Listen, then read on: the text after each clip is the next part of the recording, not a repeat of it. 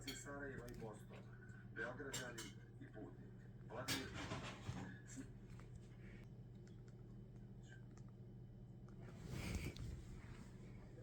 nacionalci, da kažemo nacionalističke poglede i u tom kontekstu on nije odgovarao ni hrvatskim disidentima koji su posebno bili nacionalno ustrojeni, koji su iz onog toga hrvatskog proleća.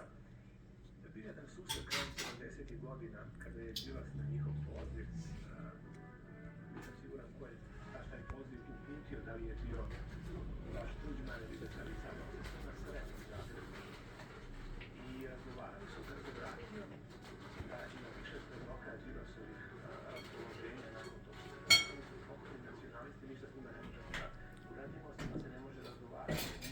Ne zanima Jugoslavija u celini, niti nema dogovor o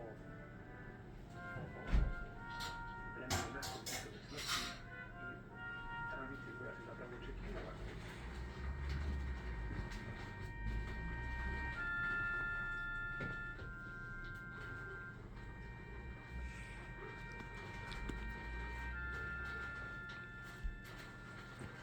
Mihajlov je otišao, stigao na prvu robiju, dok je Đilas još bio u zatvoru. Tako da se njih dvojica se pitale toliko, što Mihajlov je znao za Đilasa, nisu poznao. Tako da je Mihajlov je poznao Đilasa pre nego što ga je lično sreo. A njih dvojica su se prvi put sreli tako što je Đilas, kad je Mihajlov pustili zatvor, otišao u Novi Sad da ga posjeti.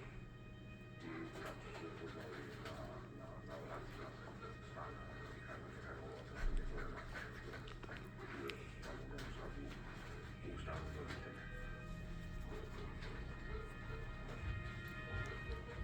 Što bi ja možda malo sad skrenuo pažnju na nešto drugo je to da su i kasnije Kardeljeve ideje, recimo u 60.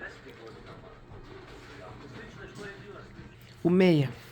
Što je meni više Amejka, ljubav! Šta ti je to? jugoslovenski sistem, Da vidim. kad se mijenja, Ne, sneč! koliko je tu Ja sve sneč, kako sam blesala. Da vidim? To je neki 50. godinama, recimo. Tu A ja oni su rekao da došli više. zajedno, jel? On je bio... Či, kod mene. super. A kod mene da me upoznaju, Ćao sneč, ćao kaktus. U životu sam previdjela da plače. Jel sneč ili stič? Jedan put je bilo kad je Šta je sad to? moja baka. Jesi udarila nešto?